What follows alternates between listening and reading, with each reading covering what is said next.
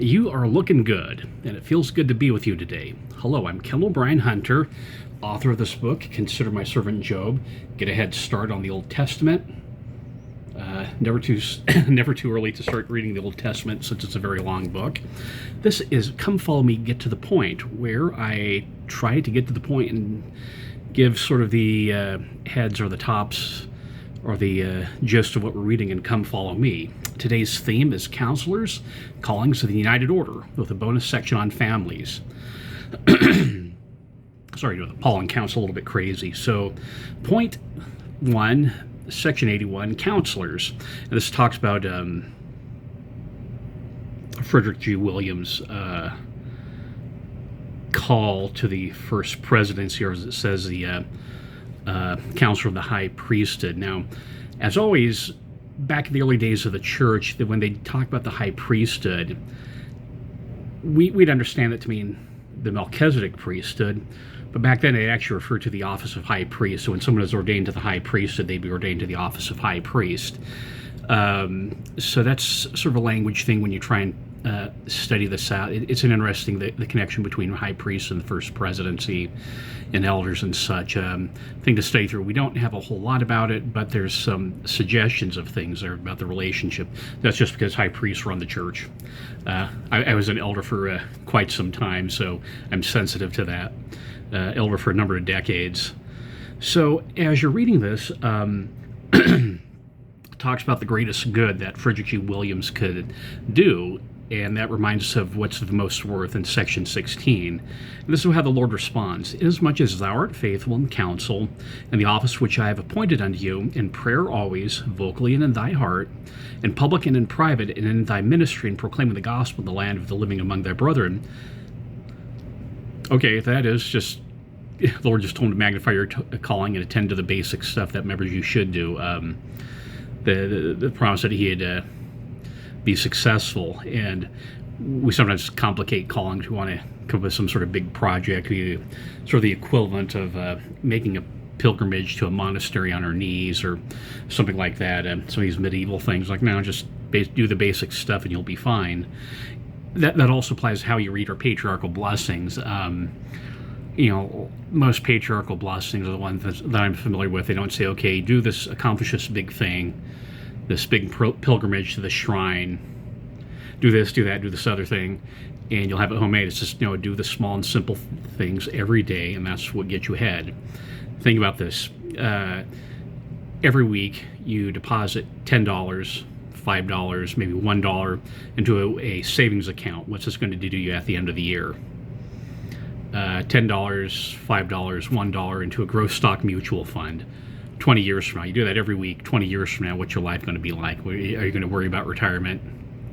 Small and simple things, not these outlandish projects with activities, t-shirts, laser shows, and a lot of screaming. It's just the small and simple things. It's interesting. This section also talks about keys, and we talk a lot about this in the church. Hopefully we're not being somewhat a cross between a parrot and a ventriloquist dummy, where we're just repeating words that we hear. That's one of the distinguishing things. We talk about keys all the time, and they have lessons and conference talks on it. It's track this down. Martin Luther's hymn, "A Mighty Fortress Is Our God." We, in our version, we have a translation of it. There's other translations of it. You just have one verse. There's actually other verses. In verse 4, Martin Luther refers to the Spirit and the gifts. You have the Spirit and you have the gifts, but it doesn't refer to keys in there. There's a famous Mark Hoffman forgery about Joseph Smith giving a blessing to Joseph Smith III. And it's interesting, as Bruce R. McConkie pointed out, that's not an accurate blessing because Joseph Smith did not give Joseph Smith III any keys. You look at the papal coat of arms with our new Pope. Oh my gosh, I've drawn a blank on his name, and he's even an American. Who would have thunk an American Pope? But there you go. The papal coat of arms and Pope Leo. There it is. I can't remember which number. There's been a couple of them. I think it's Leo the 14th. Lion. Leo the Lionhearted. Papal coat of arms, you'll see keys on that. And of course, we always think about Spencer W. Kimball in Denmark with the Thorvaldsen statues, where they're meeting with some of the other brethren. President Packer was there, and Spencer W. Kimball says, "You tell everyone here that they don't hold keys. I hold the keys." And since we're so inclusive and non-offensive, would we be squeamish in testifying of that? And what are we doing to the message? Who are we trying to offend? Are we offending the devil? Are we offending Christ with our lukewarmness and spews us out of our mouth? Now, the historical note, this section's funny. So this talks about the duties of a counselor. So if you get called to be a counselor, the primary presidency or any of the women's organizations, this applies to you. It's the same principles. This was originally written for Jesse Gause. Now, I put a link to the Joseph Smith papers where you can actually read it, where it's crossed out, where it says Jesse Gause crossed out and Frederick G. Williams. You think about the expression having your name blotted out. So Jesse Gause served for a bit, went on a mission, which is discussed in the next section, but he eventually walked out of the church. And we lost track of him. There's no record of what happened to him. This happens to a lot of the people who leave the church. They leave the church. We have it in the Doctrine and Covenants, and they when they leave the church, they just disappear from history. What does this tell us about callings then? Can people be replaced in callings? What do you do when you have two qualified people? How does that work out? We have the expression, no one can take your place. There's a one and only person. This is related to having soulmates in marriage, someone who you were foreordained to marry. The Lord knows who he wants to be president of the church, and he never makes a mistake. We say that, but think about that in context of this revelation with Jesse Gause and Frederick G. Williams. Think about this in section 35, verse 18. If he, and this is Joseph Smith, if Joseph Smith abide in me, there's a conditional there, the if he, as Harold B. Lee talked about, and if not, another will I plant in his stead. You read that? The Lord had a backup to Joseph Smith if Joseph Smith failed. Section 35, verse 18, another will I plant in his stead. No one can take your place. Well, apparently people can if you apostatize. Now, the nature of calling. So we have the foreordination, and that's what most of us think of. Abraham 3, section 138, talk about people who had their first lessons, preparation. Alma 13 talks about high priest, and the same principles apply to priesthood holders in general and members in general. Joseph Smith, the manual, chapter 44, says this: every man who has a calling to minister to the inhabitants of the world was ordained to that very purpose in the Grand Council of Heaven before the world was. I suppose that I was ordained to this very office in the Grand Council. So with callings, you certainly have foreordination. That's a complex process, and people don't believe in it. So if there's sort of an arrogance of thought, a narcissistic thought process. Well, if I can't figure it out, God can't figure it out. It's just too complex for me, so it's too complex for God. Really narcissistic. You have Article of Faith 5, called by prophecy and by revelation, laying on hands. So you get the leaders get revelations. Now, it's interesting, in early church history, they'd nominate people according to parliamentary procedure, Robert's Rule of Order type thing. That's not how you're supposed to do things. You're supposed to get revelation. We've improved in that area. So you have that. But then President Uchtdorf, back in 2008, October 2008,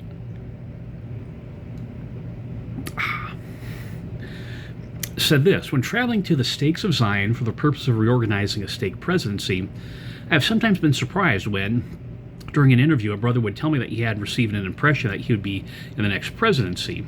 When I first heard this, I wasn't sure how to react. It took some time before the Holy Spirit gave me understanding on. I believe that the Lord has a certain calling for every man. Sometimes he grants spiritual promptings telling us that we are worthy to receive certain callings. This is a spiritual blessing, a tender mercy of God, from God. But sometimes we do not hear the rest of what the Lord is telling us. Although you are worthy to serve in this position, this is not my calling for you.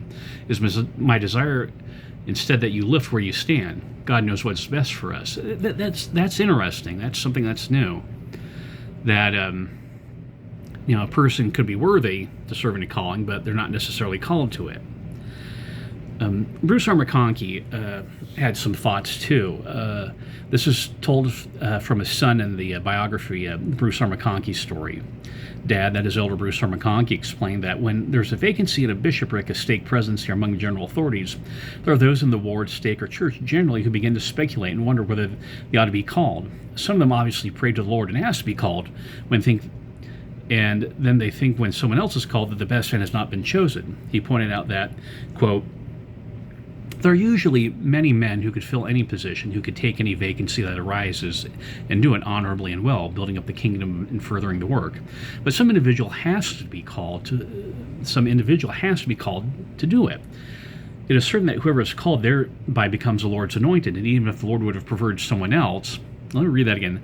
And even if the Lord would have preferred someone else, yet the one called is entitled to inspiration.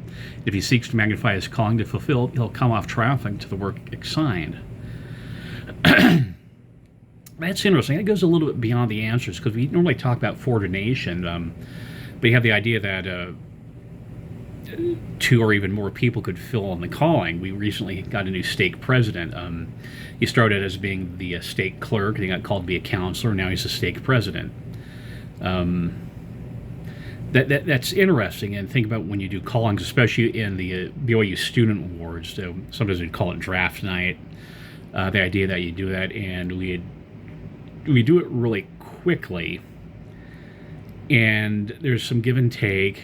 And I was in the Sunday school, and to be respectful, some bishops think that the key to conversion is ward activities, and my thought was the key to conversion is getting people to study Isaiah, study the scriptures. Now, Ezra Taft Benson gave a talk called "The Power of the Word," which is in the Ezra Taft Benson manual, which seems to back it up.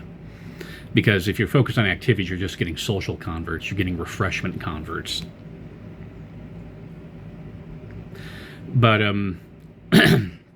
you think about who got what calling, and it was done really quickly, and then the executive secretary would have to get it out really quickly, and sometimes that was my position to do that, get the callings out and sustain them. And you do this about 3 times a year at the end of every semester, April, August, and then sometimes in December you do that. Yeah, December is always the worst, because you'd be doing tithing settlement on top of that. So rethink what you're doing about callings, specific impressions. In callings and the expression, it mattereth not. Well, you're foreordained, but then sometimes the Lord says it mattereth not. And does it mattereth not apply to callings? I don't have a good answer, but let's just throw that out there. God approves replacements, as in this case with Jesse Gause being replaced by Frederick G. Williams. That happens with mission calls. For example, I was called to serve in Portugal. I had some trouble with my visa, so I stayed in the MTC 2 weeks, and I spent 2 weeks in the Florida Fort Lauderdale mission and in Miami. 2 weeks in Miami, I didn't go swimming once. I'm grateful for that experience. But some other people during COVID-19, there's a lot of people who had their mission calls reassigned. Well, that's part of this, is that you can get reassigned, and sometimes you get a revelation, and it's something to think about. There's always be a soft spot in my heart with Miami. Growing up watching the TV show Miami Vice, which is one side of Miami, but it's there. I lived in Miami, and it's part of my life I had, and even though it wasn't on the letter that I got from the president of the church, it was still part of my mission, especially if you get your mission reassigned. A friend of mine, she's called to serve in Estonia, and just ended up serving in Washington State, but she knows how to speak Estonian. What do you do with that? Well, if any of you lack wisdom, let him ask of God. 14 minutes. Point 2, the United Order. So there's some disagreements between Sidney Rigdon and Newell K. Whitney, and it's interesting. As you read in previous sections, you're dealing with human beings who have the pride and the passions, strengths and weaknesses, and it reminds us of Acts chapter 15, verse 39, where Paul had a sharp disagreement. The Greek word is paroxysm. Paroxysm is what it says in Greek. It's conniption fit. They're able to patch it up. That provides some context for this.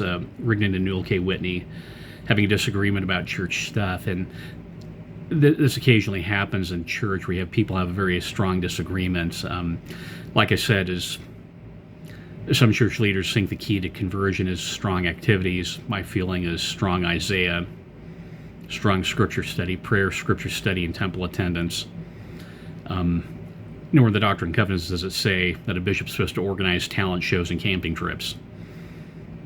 That ought to tell you something. But you have disagreements, and this how do you work through these disagreements when you're the Sunday school president or you're a elders quorum secretary, and you think there's a better direction. So what's the Lord's reframe? He gives us these quotes: "Where much is given, much is required." Don't confuse that with the Spider-Man quote. With great power comes great responsibility. Don't confuse it with "where much is given, much is expected." It's not expected; it's required. It's a requirement. He who sins against the greater light gets the greater condemnation. There's penalties affixed to the law, and once again, our prideful attachment to personal autonomy, consequence-free sinning. We want to get our way, and we don't care who we squash under our feet. It reminds us of the wars with Satan. Watch, for the adversary spreadeth his dominions, and darkness reigneth. Turn on the news. When I was a kid, we had the Vietnam War going on. We had Watergate. Things haven't gotten better. There's been some ebbing and flowing, but in Indian summer here and there, but no, it's worse off. And the anger of God kindleth against the inhabitants of the earth. Wait a minute, God gets angry? I thought that's just the Old Testament God. No, this is the Doctrine and Covenants God. The anger of God kindleth against the inhabitants of the earth, and none doeth good, for all have gone out of the way. All have sinned and come short of the glory of God. When the Protestants quote that too, yeah, just you agree with that. Yeah, the Doctrine and Covenants teaches that. The devil, the darkness, and the disobedient are the folkness. That's who our enemies are, not our neighbors who we're supposed to love. How much would this change things if, instead of hating politicians, we forgave them and prayed to have charity towards them? And if we have friends who are members of another political party than us, that we pray to have charity towards them. I actually did an informal Twitter X poll where I asked, okay, do you have any members of your ward that stopped going because of Donald Trump won the election?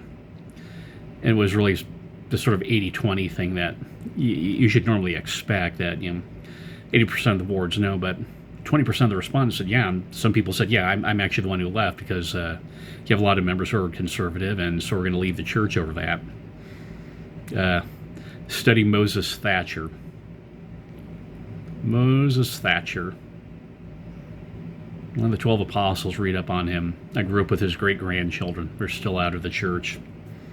Really great at track, but it's a tragedy.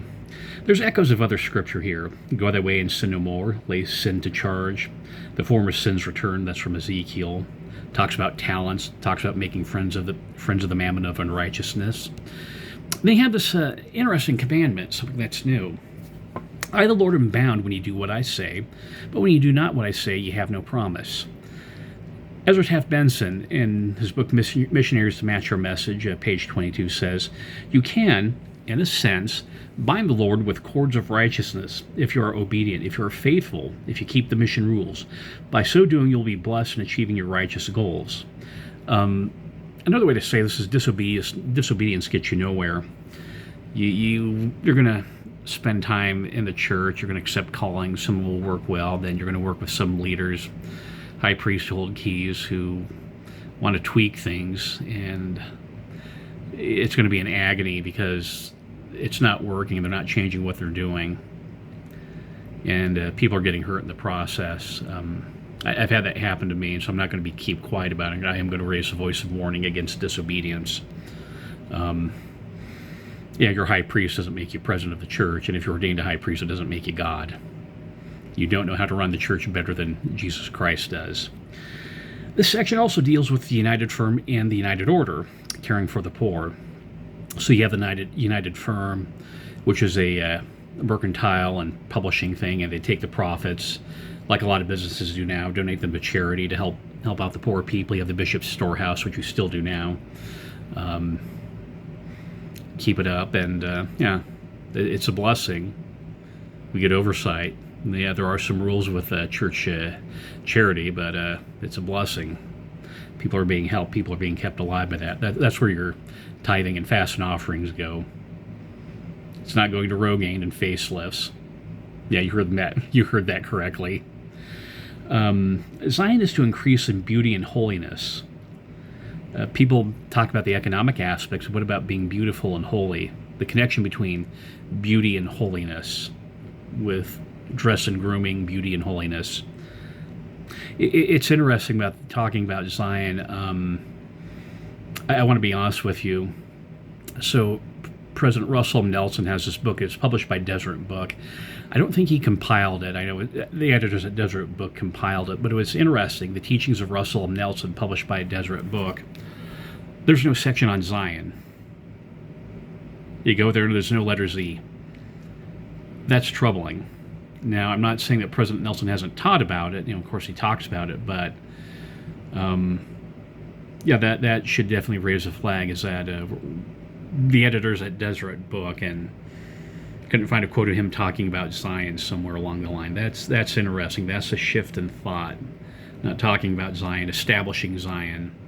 ZCMI, Zion's Bank, some of these holdovers from the Brigham Young era. They're sort of orphans of this idea of the United Order, the United Firm. Never forget Zion. The section, you are to be equal. In other words, you are to have equal claims on the properties for the benefit of managing the concerns of your stewardships, every man according to his wants and needs, and as much as wants are just. Now we get quoted about that because we have this terror about the United Order that we're going to not get taken care of. We're going to have some severe austerity, beans and rice, as Dave Ramsey says. Well, that's actually kind of healthy, plant-based protein. That's all good for you. Rice does have a higher glycemic index, which is why I don't eat fruity and cocoa pebbles anymore, but or the multi-meal ripoff.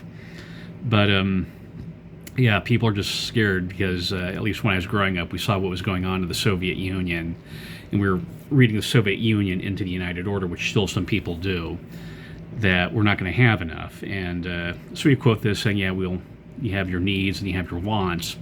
It's interesting because in English, the expression want doesn't necessarily mean a desire or an optional desire, where it gets read as you have your needs, there are necessities, and then these optional desires. The expression to be in want or an in want, that means to be in need. It's a synonym, because this could be a parallel expression too. That's an optional way of reading it. It's not the conventional one, but it is an optional way of reading it. So I had to put it out there because I want you to get your money's worth. But don't worry about this. You live austere. You're actually going to learn some things. We had that happen with the changing the budgets back in 1990. People panicking and doing some crazy spendings. Yeah, it's getting out of control when you see these pictures of India, or even when I served my mission, the barracas, the favelas in Brazil. You see that with your own eyes, and you talk to people who live there. It changes your mind. And all this for the benefit of the church of the living God, that every man may improve upon his talent, that every man may gain other talents, yea, even 100-fold, to be cast into the Lord's storehouse, become the common property of the whole church. So this has to do with the term talent, because there's an important shift in language because of Christ's parable, and somewhere along the line, when we start talking about talents, we refer to it as knacks or capacities that you have, the talent to play the piano. And that's not what it says in the scriptures. I have a degree in history, so you can trust me. From BYU, which is accredited, and my diploma is signed by Gordon B. Hinckley. But, yes, my diploma is signed by, so is everyone else's diploma, so it's not a big thing. Talent is a capacity, but it's a unit of money in the ancient world. Like a shekel, like a drachma, denarius. It's ancient money. Cubit from Battlestar Galactica. Cubit's a unit of length, not a unit of money. Thank you, Glenn Larson and Battlestar Galactica, for not paying attention to it. So in today's currency, my chatbot said silver is at a silver talent would be $28,935, and a gold talent would be $2.5 million. Wow. Put that all in your cryptocurrency wallet. So $2.5 million for a gold talent. What it is, he's talking about, one way to read is your talents, and certain talents can be helpful. If you have a talent for carpentry or construction, that's helpful. You can help people out. You laying carpet or laying linoleum. But this is talking about money. Earn a surplus, you donate it to the church, and you're helping people out. Once again, these temples in Africa, they're not being paid by the people in Africa, maybe South Africa. It's you. You're the one, by paying your faithful tithes, or making it possible for people in Cape Verde and the Congo to get it endowed. And I thank you for doing that. Every man seeking the interest of his neighbor and doing all things with an eye single to the glory of God. Joseph Smith Manual, chapter 3, talks about unity. Here's another verse thing. This, the expression, make friends of the mammon of unrighteousness. That's from the parable in Luke 16, the parable of the unjust steward. That's one of the parables that rubs us the wrong way. Have you noticed some of these parables rub us the wrong way? We have this parable of the unjust steward is like, he's ripping off money from his principal. He's an agent of the principal, the guy, the king. And so the king figures out, says, okay, I'm going to kick you out. So before he kicks it out, he starts cooking the books again. Okay, how much you owe? You owe $1,000 here, you owe $500. You owe $10 million. Okay, you owe $6 million now. And when he does that, so when he gets kicked out, he'll get jobs with them, which is kind of funny. It's like, you're a crook, and I'm glad you pulled this favor for me, so I'm going to return the favor, but you're still a crook, so I'm going to put you over here. But what Christ says, make friends of the mammon of unrighteousness. Use these things to your advantage to do the work of the church. Some of these parables rub us the wrong way. Of course, the parable of the 10 virgins, why aren't you sharing? Well, you don't want to be an enabler. This is one of the people who try to freeload and look for enablers. Use worldly means, terrestrial means for celestial ends. That's what this is teaching us. Yeah, okay, we're at 27 minutes. Point 3, let's talk about families now. We have the sex roles. Sex is a biological term. Gender is a grammatical term. Read C.S. Lewis's book, Paralandra, the second of the Space Trilogy. Just read the end, where there's a difference between sex and gender. Well, they use male and female for both. One's a biological term, one's a grammatical term, if you speak romantic language. So it talks about the sex roles as described in the Family Proclamation of the World. This comes up in church studies. And we have various scholars. Camille Franck was one. Truman Matson's. I'm sorry, I'm drawing a blank. I mean, I don't mean to be sick. I can't remember. BYU, Idaho, Andrea Radke does some research in this area. Although part of the reason why I'm not remembering them is when you buy a book, I have one of these token women. Here's a chapter on their views on woman. So the woman writes that. It's like, goodness, it's just really predictable. So women and children have claim upon their husbands and the church. Now, what are the presuppositions with this? Because we're not living in 1950s Hill Valley with the Marty McFly family. Or the George McFly family, or the Aristotelian family described in politics. This is a revealed order. And you notice that people, of course, there's changes. I have a friend of mine, she was divorced because of an abusive situation, and she's now run out of housing support, so she's looking for a new house with her and her 3 children. There's options on both sides, the person in the trial and then your neighbor who can help. Adjustments can be made. This actually talks about this adaptations of the Family Proclamation, but it's supporting the traditional nuclear family. Actually, it gets labeled as the 1950s, as if there's something wrong. I remember as a kid, my mom could drop us off at the movie theater and we don't have to worry about being kidnapped.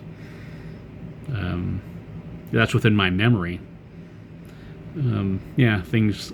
I like the technology. I like MRIs, tablets, and cell phones, but we're slopping around with the ethics.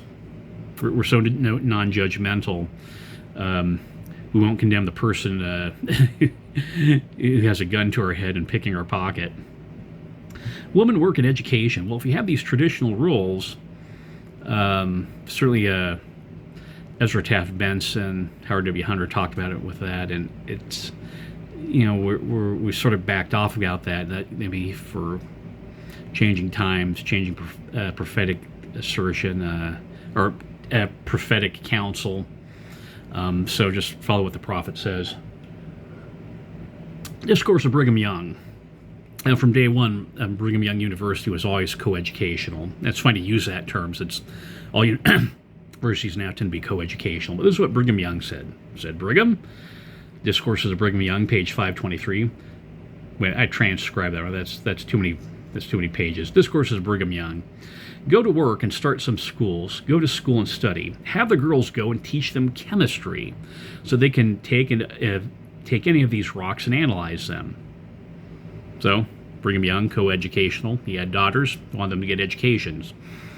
I was going to say something, you sort of complain, I'll skip over that.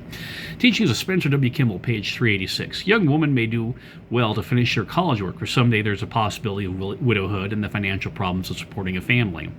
Like what happened to a friend of mine from work, how she was divorced because of the abusive situation, and now she's kind of scrambling. And it's not just her. This happens to a lot of women. So yeah, get an education and that. There's a question of overcorrection. This is from Henry B. Eyring, his book To Draw Closer to God. I was actually in the audience when he gave us that November 1995, and he said there are important ways in which planning for failure can make failure more likely and the ideal less so. Okay, so what he says is planning for failure can create a doom loop where it prevents, where you can actually, there's some causals, just over preparing for failure can actually cause failure. It makes the ideal less to happen. So here, this is what he is saying. Consider these twin commandments as an example. Fathers are to provide for the necessities of life for their families, and mothers primarily for the responsible for the nurture of their children. Family proclamation. Knowing how hard that might be, a young man might choose a career on the basis of how much money he could make, even if it meant he couldn't be home enough to be an equal partner. By doing that, he's already decided he cannot hope to do what would be best. And a couple of years ago at our local state conference, the General Authorities, Area Authority 70 talked about this, how his father was trying to get ahead and making decisions, and these employment decisions took him away from the church, and that sort of a generational thing. He had the same problems where he just wrote down, okay, what do I need to do? What changes do I need to make to keep me in the church? And he was able to break the chain of his family, that he was able to work balance and put it in a proper, not balance, but a sequence and order, and organize it properly. Now for ladies, a young woman, this is back to President Eyring, a young woman might prepare for a career incompatible with being primarily responsible for the nurture of her children because of the possibilities of not marrying, of not having children, or being left alone to provide for them herself. Or she might fail to focus her education on the gospel and the knowledge of the world that nurturing a family would require, not realizing that the highest and best use she could make of her talents and her education would be in her home. Because a young man and a young woman plan to take care of the worst, they might make the best less likely. That is very interesting, and like I said, I heard him in person say that, and I've thought about it over the years. So this is 95, and this is 2025, 30 years to mull over that. The decisions you make for employment. I have a friend who said the same thing. He got a master's degree so he could be a good provider, and he's just so busy with work he doesn't have time for his children. You see, some of these being a social media influencer is very time consuming, and I intentionally do this bare bone. That's why you see some of the stuff here. I don't have any theme song, I don't have any decorations up there, I don't have a green screen. It's just me, you, and the truth. You, me, and the truth. That's what I'm talking here, because I want to keep this sane and safe and not have this over-consuming part of my life. But you think about the educational choices of women. Okay, is this what you're doing incompatible with being a good mom? And that depends upon the woman. You always have personal revelation and counsel from local leaders that trumps that. But think about what career you're doing. Is this going to interfere with you becoming a mom, or does it create a self-fulfilling prophecy? I guess is what I'm saying. Self-fulfilling prophecy. I'm going to prepare for the worst, and the worst happens. And here's another thing. This is going to make you very uncomfortable, the displacement problem. This is from Teachings of Spencer W. Kimball, 361. If a few million of the working mothers who do not need to work were to go home to their families, there might be employment for men now unemployed and part-time and full work for the youth who ought to help family finances and who need occupation for their abundant energy. If a few million of the working mothers need not work were to go home to their families, there might be employment for men now unemployed.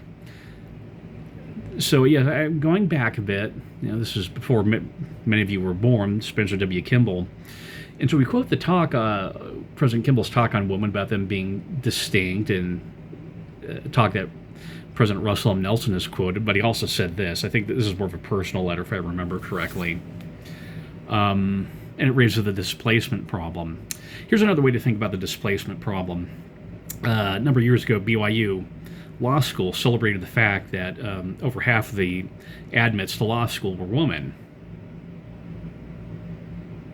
Now, what's happening to the men? They're displacing men. So I sit there and I read the family proclamation.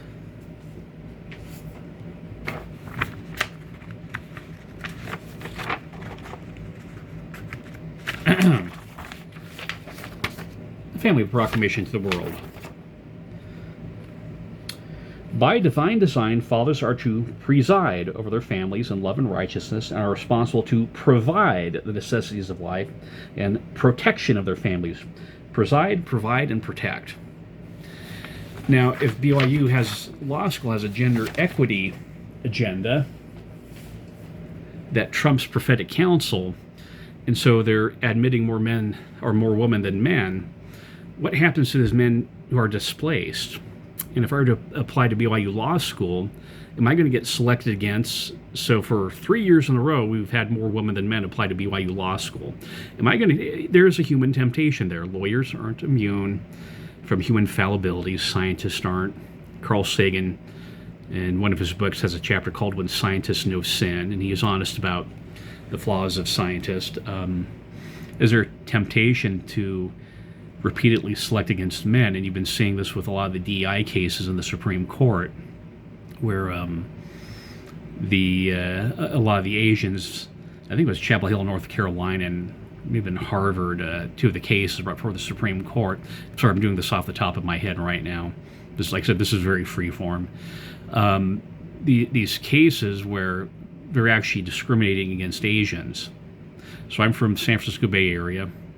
And the best thing you can do is, Asians are very successful, Jews are successful, find out what they're doing that's successful and implement that in your life. But they're being discriminated against in admissions to these universities. And it's the same thing as it's found out, and the Supreme Court struck it down. And it's the same thing with President Kimball's talking about with BYU Law School. Are you discriminating against men? So you can talk about how your gender equity, and what happens to these men who don't get the law school. Well, they'll go to another law school. Okay, but what if the law school over there is doing it, and that law school over there is doing it, and that law school's over there is doing it? If all the law schools are discriminating against men, saying, okay, no more than 50% of our admits will be men, what happens to these men who don't become lawyers, who have to work dead-end jobs, and have to work 2 jobs, so they can't serve as bishops or stake presidents or mission presidents or temple presidents, because someone has this agenda? You have to think systemically. Reality is a complex system, but you can certainly find some lines and threads of connection there. So you start discriminating against men in higher education, that's going to affect how the church operates. That men like me who work a dead-end job and struggle to make ends meet, and we're just not able to serve in these callings. So how can I serve as a bishop or stake president if I'm working 2 jobs plus a side hustle? Whereas on the other hand, if I was able to get into law school, that changed things for me, the church, and the family. So really think about that. Make sure your head's screwed on right, and that your eyes are facing the prophets. Well, they're at 40 minutes, and I went on a little bit longer. This is supposed to be get to the point, and I'm getting longer than like some of these podcasts, which I sort of critique, sit there, laugh, and just go on forever. So here we are at the Christ quotient. Let me talk about the United Order. Erastus Snow, Journal of Discourses, Volume 19, page 185, 186. He said this, now referring to what we call the United Order. What is it? I will tell you. Is to live at home and sustain ourselves, is not to hunt after capital as we would a fat goose to eat it up, and when eaten to hunt another the next day, for fat geese are not so plentiful. Our true policy is learn how to produce and be sure to produce a little more than we consume. And if we only produce 5 cents a day and something more than we consume, we shall soon be rich. But if we consume 5 cents a day more than we produce, how long before we shall be poor? We are poor already when we commence that system. It's a great lesson to impress upon the minds of these people gathered from all nations, tongues, to induce them to live at home and support themselves, to depend upon their labor for their subsistence instead of hunting for somebody to devour.